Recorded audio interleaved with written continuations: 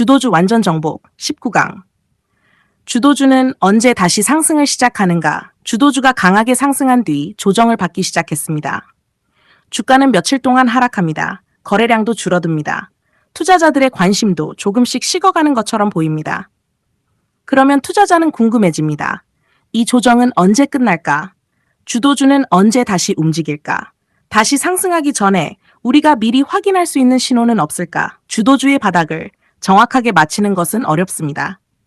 하지만 조정을 마친 주도주가 다시 상승을 준비할 때 차트와 거래량, 거래대금과 수급에서는 조금씩 변화가 나타나는 경우가 있습니다. 오늘 19강에서는 주도주가 조정을 끝내고 다시 상승을 시작할 때 나타나는 신호를 천천히 알아보겠습니다. 먼저 가장 중요한 것부터 말씀드리겠습니다. 주도주가 다시 상승하기 위해서는 기존의 상승 추세가 살아있어야 합니다. 단순히 많이 떨어졌다고 다시 상승하는 것은 아닙니다. 주도주의 조건이 살아있어야 합니다. 기업의 경쟁력이 살아있어야 합니다. 산업의 성장성이 살아있어야 합니다. 시장의 관심이 완전히 떠나지 않아야 합니다. 그리고 큰 돈의 흐름도 완전히 빠져나가지 않아야 합니다. 이런 조건들이 유지되는 가운데 주가가 조정을 마치고 다시 움직이기 시작한다면 우리는 새로운 상승 가능성을 관찰할 수 있습니다. 그렇다면 어떤 신호를 봐야 할까요? 첫 번째는 하락이 멈추는 것입니다. 너무 당연한 이야기처럼 들릴 수 있습니다. 하지만 매우 중요합니다.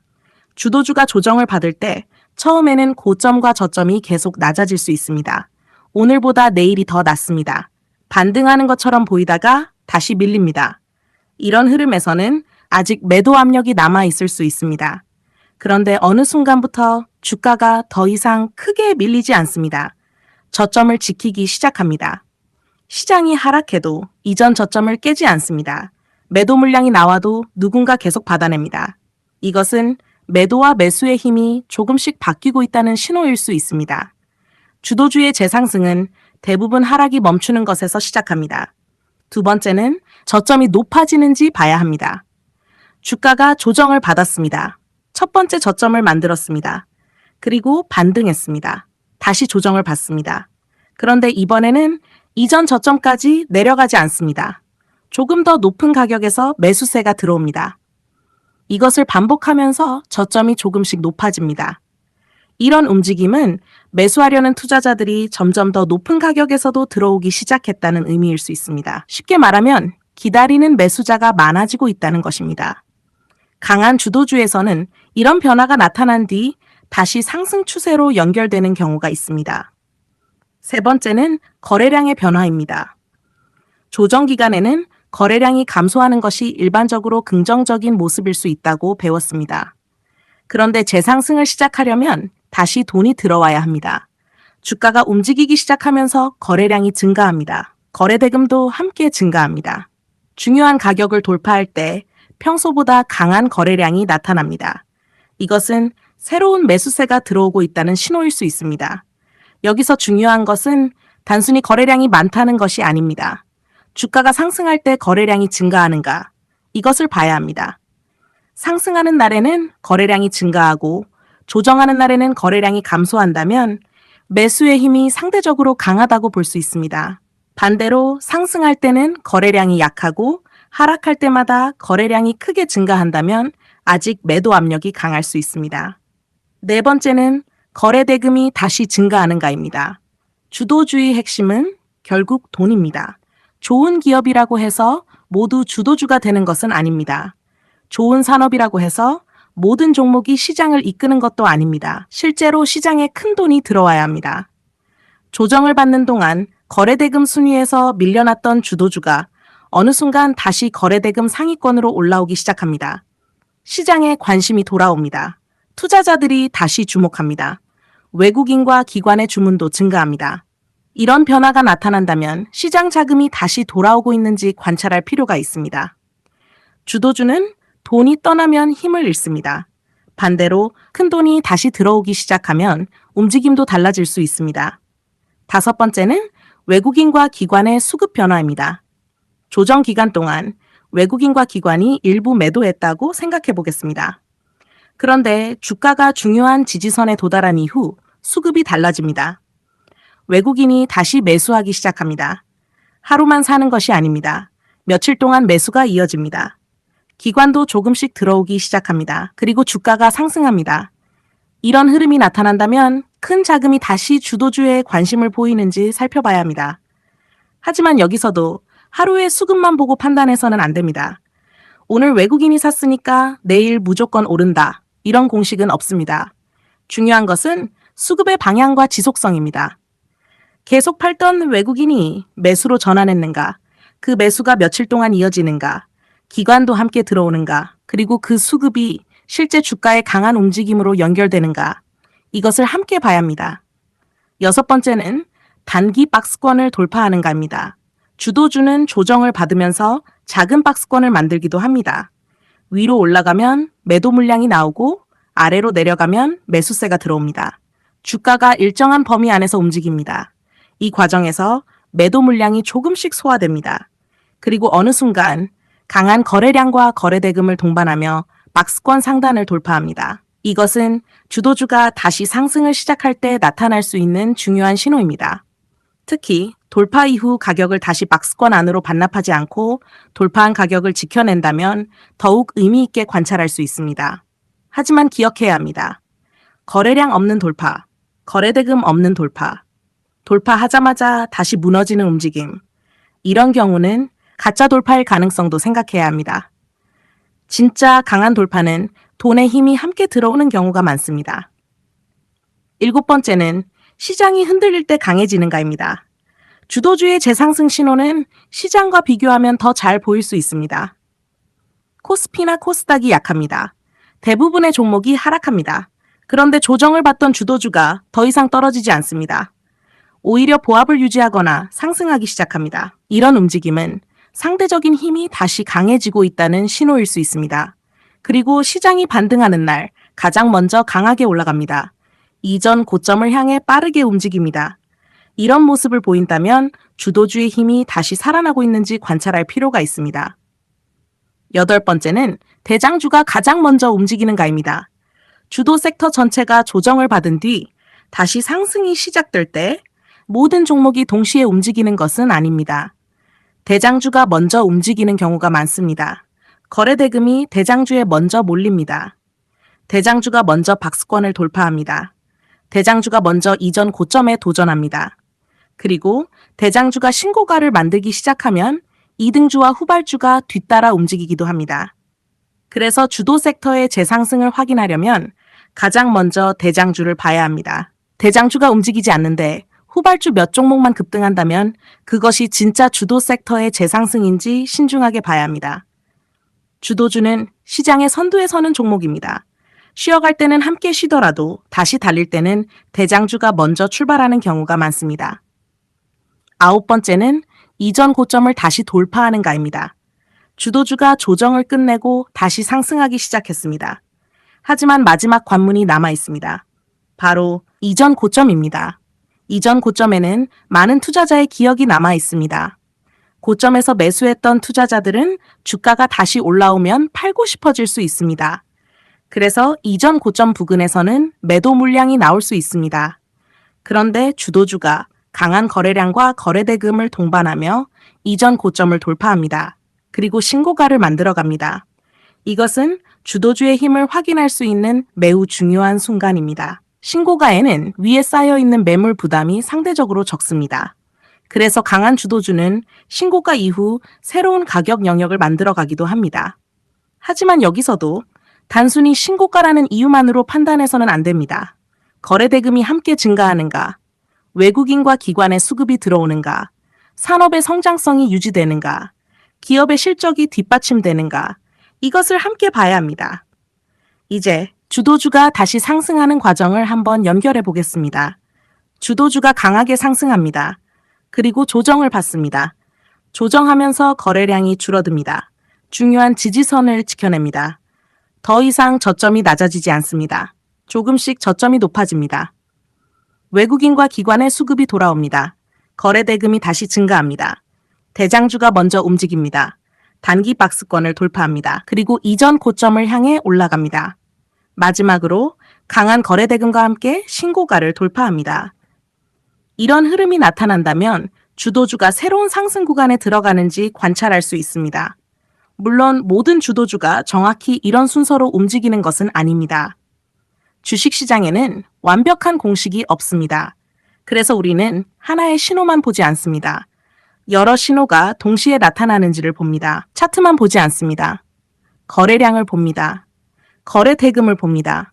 외국인과 기관의 수급을 봅니다. 시장의 상대적인 강도를 봅니다. 대장주의 움직임을 봅니다. 그리고 산업과 기업의 성장성을 봅니다. 이 모든 것이 같은 방향을 가리키기 시작할 때 주도주의 재상승 가능성은 조금 더 높아질 수 있습니다. 여기서 많은 투자자가 하는 실수가 있습니다. 바로 바닥을 정확하게 잡으려고 하는 것입니다. 가장 낮은 가격에 사고 싶어 합니다. 하지만 바닥은 지나고 나서야 알 수 있습니다. 오늘이 바닥인지 내일 더 떨어질지 누구도 정확하게 알 수 없습니다. 주도주 투자자에게 더 중요한 것은 바닥을 맞히는 것이 아닙니다. 주도주의 힘이 다시 살아나는 것을 확인하는 것입니다. 조금 더 높은 가격에 사더라도 상승 추세가 다시 시작되고 있다는 증거를 확인하는 것이 무조건 가장 낮은 가격을 찾는 것보다 중요할 수 있습니다. 오늘 19강에서 꼭 기억해야 할 내용을 정리하겠습니다. 주도주가 다시 상승을 시작할 때는 몇 가지 변화가 나타날 수 있습니다. 첫째, 하락이 멈춥니다. 둘째, 저점이 조금씩 높아집니다. 셋째, 상승할 때 거래량이 증가합니다. 넷째, 거래 대금이 다시 증가합니다. 다섯째, 외국인과 기관의 수급이 돌아옵니다. 여섯째, 단기 박스권을 강하게 돌파합니다. 일곱째, 시장보다 강한 모습을 보입니다. 여덟째, 대장주가 가장 먼저 움직입니다. 아홉째, 이전 고점을 돌파하고 신고가에 도전합니다. 하지만 이 중 하나만 보고 판단해서는 안 됩니다. 여러 신호가 함께 움직이는지를 봐야 합니다. 주도주의 재상승은 어느 날 갑자기 시작되는 것처럼 보입니다. 하지만 자세히 관찰하면 그 전에 돈이 움직이고 수급이 움직이고 거래량이 움직이고 차트가 움직이기 시작합니다. 큰 돈은 흔적을 남깁니다. 그 흔적을 읽는 것이 주도주 공부입니다. 주도주 투자자는 오늘 가장 많이 오른 종목을 따라가는 사람이 아닙니다. 강한 종목이 쉬어갈 때 관찰하고 다시 돈이 들어오기 시작할 때 변화를 알아보는 사람입니다. 돈의 흐름을 읽으면 주도주가 보입니다. 그리고 돈이 다시 돌아오는 순간을 읽을 수 있다면 주도주의 새로운 상승도 조금 더 일찍 발견할 수 있습니다. 다음 20강에서는 주도주의 상승 추세가 끝날 때 나타나는 신호에 대해 알아보겠습니다. 강한 주도주도 영원히 상승하지는 않습니다. 그렇다면 주도주의 진짜 끝은 어떻게 알아볼 수 있을까요? 단순한 조정과 상승 추세의 종료는 무엇이 다를까요? 다음 강에서 천천히 알아보겠습니다. 주도주 완전 정복 20강. 주도주의 상승 추세가 끝날 때 나타나는 신호 주식시장에서 주도주를 발견하는 것도 중요합니다. 좋은 눌림목을 찾는 것도 중요합니다. 그리고 주도주를 오랫동안 보유하는 것도 중요합니다. 하지만 그보다 더 어려운 것이 있습니다. 바로 주도주가 끝나는 순간을 알아보는 것입니다. 강한 주도주는 한번 상승하기 시작하면 생각보다 오랫동안 시장을 이끌기도 합니다. 처음에는 사람들이 관심을 갖지 않습니다. 그러다가 주가가 상승합니다. 거래 대금이 증가합니다. 외국인과 기관의 자금이 들어옵니다. 박스권을 돌파합니다. 신고가를 만듭니다. 그리고 어느 순간 시장의 모든 사람이 그 종목을 알게 됩니다. 뉴스에서도 이야기합니다. 유튜브에서도 이야기합니다. 주변 사람들도 이야기합니다. 누구나 그 종목이 좋은 기업이라는 것을 알고 있습니다. 그런데 바로 이때 투자자는 가장 어려운 질문을 해야 합니다. 이 주도주는 아직 상승 추세에 있는 것일까? 아니면 긴 상승을 끝내고 있는 것일까? 오늘 20강에서는 강한 주도주의 상승 추세가 끝날 때 나타날 수 있는 신호들을 천천히 알아보겠습니다. 먼저 가장 중요한 것부터 말씀드리겠습니다. 주도주는 하루 만에 끝났다고 판단하기 어렵습니다. 하루 크게 떨어졌다고 주도주가 끝난 것은 아닙니다. 이틀 조정을 받았다고 상승 추세가 무너진 것도 아닙니다. 주도주는 원래 상승과 조정을 반복합니다. 강하게 상승하고 잠시 쉬어갑니다. 다시 상승하고 또 조정을 받습니다. 그래서 우리는 단순한 조정과 추세의 종류를 구별해야 합니다. 그렇다면 주도주의 상승 추세가 약해질 때 어떤 변화가 나타날까요? 첫 번째는 시장이 상승해도 주도주가 더 이상 강하지 않은 것입니다. 이것은 매우 중요한 신호입니다. 과거에는 시장이 조금만 반등해도 주도주가 가장 먼저 움직였습니다. 코스피가 1% 상승하면 주도주는 3%, 5%씩 상승하기도 했습니다. 시장이 하락해도 주도주는 잘 버텼습니다. 이것이 주도주의 상대적인 강함이었습니다. 그런데 어느 순간 상황이 달라집니다. 시장이 상승합니다. 그런데 주도주는 움직이지 않습니다. 다른 종목들은 신고가를 만드는데 기존 주도주는 이전 고점도 넘지 못합니다. 시장이 강한데도 주도주가 약합니다. 이런 현상이 반복된다면 주도주의 상대적인 힘이 약해지고 있는지 관찰해야 합니다. 주도주의 끝은 하락에서만 보이는 것이 아닙니다. 시장이 오를 때 못 오르는 모습에서도 나타날 수 있습니다. 두 번째는 반등할 때마다 이전 고점을 넘지 못하는 것입니다. 강한 상승 추세에서는 고점이 계속 높아집니다. 첫 번째 고점을 만들고 조정을 받습니다. 다시 상승하면서 이전 고점을 돌파합니다. 그리고 새로운 신고가를 만듭니다. 이것이 강한 상승 추세의 모습입니다. 그런데 어느 순간 주가가 달라집니다. 조정을 받은 뒤 다시 반등합니다. 하지만 이전 고점에 도달하지 못합니다. 다시 하락합니다. 또 반등합니다. 이번에도 이전 고점을 넘지 못합니다. 고점이 점점 낮아지기 시작합니다. 이것은 매수의 힘이 약해지고 있을 가능성을 보여주는 신호입니다. 세 번째는 저점까지 낮아지기 시작하는 것입니다. 고점만 낮아지는 것이 아닙니다. 조정을 받을 때 이전 저점을 깨기 시작합니다. 과거에는 조정을 받아도 중요한 지지선에서 반등했습니다. 그런데 이제는 지지선을 지키지 못합니다. 이전 박스권 상단을 깨고 내려갑니다. 중요한 이동평균선도 무너집니다. 반등을 시도하지만 다시 하락합니다. 고점은 낮아지고 저점도 낮아집니다. 이런 구조가 계속된다면 상승 추세가 약해지고 있을 가능성을 생각해야 합니다. 쉽게 말하면 산을 올라가는 구조에서 산을 내려가는 구조로 바뀌기 시작하는 것입니다. 네 번째는 하락할 때 거래량과 거래대금이 크게 증가하는 것입니다. 건강한 조정에서는 하락할 때 거래량이 감소하는 경우가 많다고 배웠습니다. 가격은 떨어지지만 적극적으로 팔려는 사람이 많지 않은 것입니다. 그런데 추세가 끝나가는 과정에서는 다른 모습이 나타날 수 있습니다. 주가가 하락합니다. 그런데 거래량이 폭발합니다. 거래대금도 크게 증가합니다. 특히 고점 부근에서 대규모 거래대금과 함께 강한 하락이 반복됩니다. 이것은 큰 자금이 물량을 정리하고 있는지 주의 깊게 살펴봐야 하는 신호입니다. 하지만 하루의 대량 거래만 보고 판단해선 안 됩니다. 중요한 것은 그 이후의 움직임입니다. 대량 거래 이후 주가가 빠르게 회복하는가, 아니면 반등하지 못하고 계속 밀리는가, 외국인과 기관이 다시 매수하는가, 아니면 계속 매도하는가, 이것을 함께 봐야 합니다. 다섯 번째는 외국인과 기관의 지속적인 매도입니다. 주도주가 상승하는 과정에서도 외국인과 기관은 일부 수익을 실현할 수 있습니다. 하루 이틀 매도했다고 큰 문제가 되는 것은 아닙니다. 하지만 오랫동안 주도주를 매수했던 큰 자금이 방향을 바꾸기 시작한다면 주의해야 합니다. 외국인이 지속적으로 매도합니다. 기관도 계속 물량을 내놓습니다.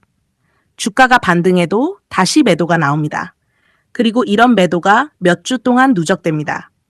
동시에 주가는 중요한 지지선을 하나씩 무너뜨립니다. 이런 모습이 나타난다면 큰 돈의 흐름이 변하고 있는지 살펴봐야 합니다. 주도주는 큰 돈이 만들어냅니다. 따라서 큰 돈이 지속적으로 떠나기 시작한다면 주도주의 힘도 약해질 수 있습니다. 여섯 번째는 거래대금의 중심이 다른 종목과 다른 산업으로 이동하는 것입니다. 과거엔 기존 주도주가 매일 거래대금 상위권에 있었습니다. 시장에 관심이 집중되었습니다. 그런데 어느 순간 거래대금이 줄어들기 시작합니다. 대신 새로운 산업의 종목들이 거래대금 상위권을 차지합니다. 새로운 대장주가 등장합니다. 외국인과 기관의 자금도 새로운 산업으로 이동합니다. 이것은 매우 중요한 변화일 수 있습니다. 단순한 순환매일 수도 있습니다. 하지만 이런 흐름이 며칠이 아니라 몇 주 또는 더 오랫동안 지속된다면 시장의 주도권이 이동하고 있을 가능성을 생각해야 합니다. 주도주의 끝을 확인할 때는 기존 주도주만 보면 안 됩니다. 새로운 돈이 어디로 이동하는지도 함께 봐야 합니다. 7번째는 대장주의 지위가 흔들리는 것입니다. 주도 섹터에는 대부분 대장주가 있습니다. 대장주는 가장 먼저 상승합니다. 가장 큰 거래 대금이 들어옵니다. 조정을 받아도 가장 먼저 회복합니다. 신고가도 먼저 만듭니다. 그런데 어느 순간 대장주가 달라집니다. 시장이 반등해도 기존 대장주는 움직이지 않습니다. 2등주나 새로운 종목이 오히려 더 강하게 움직입니다. 거래 대금도 새로운 종목으로 이동합니다. 그리고 그 흐름이 계속 이어집니다. 이런 경우 기존 대장주의 지위가 약해지고 있는지 살펴봐야 합니다. 하지만 단기간의 상승률만 보고 대장주가 바뀌었다고 판단해서는 안 됩니다. 진짜 대장주 교체는 거래대금과 수급, 상대적인 강도, 신고가 돌파와 지속성까지 함께 확인해야 합니다.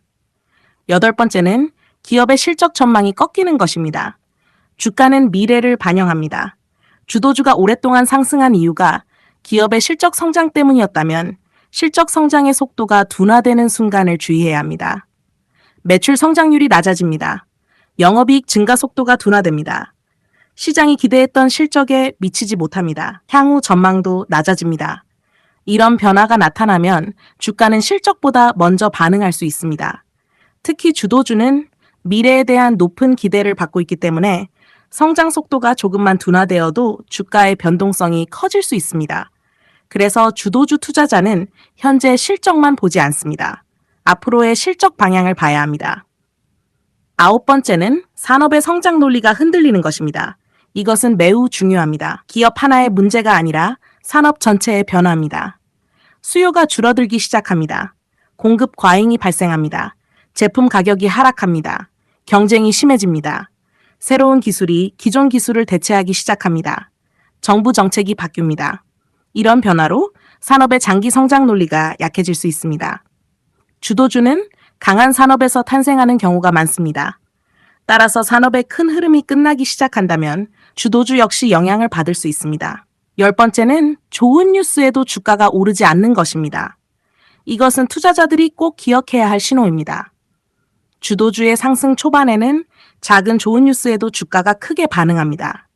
수주가 나옵니다. 주가가 상승합니다. 실적이 좋아집니다. 주가가 신고가를 만듭니다. 그런데 상승 후반에는 상황이 달라질 수 있습니다. 좋은 실적이 발표됩니다. 그런데 주가가 오르지 않습니다. 대규모 수주가 발표됩니다. 그런데 장중에 잠깐 올랐다가 오히려 하락합니다. 좋은 뉴스가 나왔는데도 주가가 반응하지 않습니다. 이것은 시장의 기대가 이미 주가에 많이 반영되었거나 매수할 사람이 줄어들고 있다는 신호일 수 있습니다. 특히 좋은 뉴스가 나올 때마다 오히려 큰 거래량과 함께 매물이 쏟아진다면 주의 깊게 관찰할 필요가 있습니다. 이제 중요한 질문을 해보겠습니다. 그렇다면 이런 신호가 하나 나타나면 주도주가 끝난 것일까요? 그렇지 않습니다. 주식시장에는 하나의 신호만으로 판단할 수 있는 완벽한 공식이 없습니다. 우리가 봐야 하는 것은 여러 변화가 동시에 나타나는가입니다. 시장이 상승해도 주도주가 약합니다. 반등해도 이전 고점을 넘지 못합니다. 저점도 낮아집니다. 하락할 때 거래대금이 증가합니다. 외국인과 기관의 매도가 지속됩니다. 거래대금의 중심이 다른 산업으로 이동합니다. 새로운 대장주가 등장합니다. 실적 전망이 낮아집니다. 산업의 성장 논리도 약해집니다. 좋은 뉴스에도 주가가 반응하지 않습니다. 이런 신호가 하나둘씩 겹치기 시작한다면 우리는 질문해야 합니다. 이것은 단순한 조정인가? 아니면 주도주의 시대가 끝나가고 있는가? 여기서 주도주 투자자가 가장 조심해야 할 것이 있습니다. 바로 사랑에 빠지는 것입니다. 오랫동안 큰 수익을 준 종목일수록 투자자는 애착을 갖게 됩니다. 이 종목은 나를 배신하지 않을 거야. 이 기업은 세계 최고의 기업이야. 조금 떨어져도 결국 다시 올라갈 거야. 하지만 주식은 우리를 기억하지 않습니다. 우리가 얼마에 샀는지도 모릅니다. 우리가 얼마나 오래 보유했는지도 모릅니다. 시장은 계속 변합니다. 주도 산업도 변합니다. 주도주도 변합니다. 그래서 우리는 종목을 사랑하는 것이 아니라 주도주의 조건을 사랑해야 합니다. 조건이 살아있다면 계속 관찰할 수 있습니다. 하지만 조건이 무너진다면 과거의 영광과 현재의 현실을 구별해야 합니다. 주도주 장기 투자는 무조건 오래 들고 있는 것이 아닙니다. 주도주의 조건이 유지되는 동안 함께 가는 것입니다. 이 차이는 매우 중요합니다. 오늘 20강에서 꼭 기억해야 할 내용을 정리하겠습니다. 주도주의 상승 추세가 끝나갈 때는 다음과 같은 변화가 나타날 수 있습니다. 첫째, 시장이 상승해도 주도주가 약해집니다. 둘째, 반등해도 이전 고점을 넘지 못합니다. 셋째, 고점과 저점이 함께 낮아집니다. 넷째, 하락할 때 거래량과 거래 대금이 증가합니다. 다섯째, 외국인과 기관의 지속적인 매도가 나타납니다. 여섯째, 거래 대금의 중심이 새로운 산업으로 이동합니다. 일곱째, 대장주의 지위가 흔들립니다. 여덟째, 기업의 실적 전망이 약해집니다. 아홉째, 산업의 성장 논리가 흔들립니다. 열째, 좋은 뉴스에도 주가가 반응하지 않습니다. 하지만 한 가지 신호만 보고 판단하지 마십시오. 가격과 거래량, 거래대금과 수급, 대장주의 움직임, 기업의 실적, 산업의 변화, 그리고 새로운 돈의 이동, 이 모든 것을 함께 봐야 합니다. 주도주를 찾는 것도 실력입니다. 주도주를 오래 보유하는 것도 실력입니다. 하지만 주도주가 끝났을 때 그 변화를 인정하는 것 역시 투자자의 중요한 실력입니다. 기억하십시오. 주도주는 영원하지 않습니다. 하지만 돈의 흐름은 멈추지 않습니다. 하나의 주도주가 끝나면 시장의 돈은 새로운 곳을 찾기 시작합니다. 그래서 주도주 투자자는 끝난 주도주에 머물지 않습니다. 다시 돈의 흐름을 봅니다. 어떤 산업으로 돈이 이동하는가? 어떤 종목의 거래 대금이 증가하는가? 외국인 기관은 어디로 움직이는가? 시장이 흔들릴 때 어떤 종목이 강하게 버티는가? 그리고 누가 새로운 신고가를 만들기 시작하는가? 주도주는 바뀌어도 주도주를 찾는 원칙은 바뀌지 않습니다. 돈의 흐름을 읽으면 다음 주도주가 보입니다. 다음 21강에서는 주도주와 이동평균선의 관계에 대해 알아보겠습니다. 강한 주도주의 이동평균선은 어떤 모습으로 배열되는지, 정배열은 왜 중요한지, 그리고 주도주의 추세를 판단할 때 이동평균선을 어떻게 활용해야 하는지 다음 강에서 천천히 알아보겠습니다.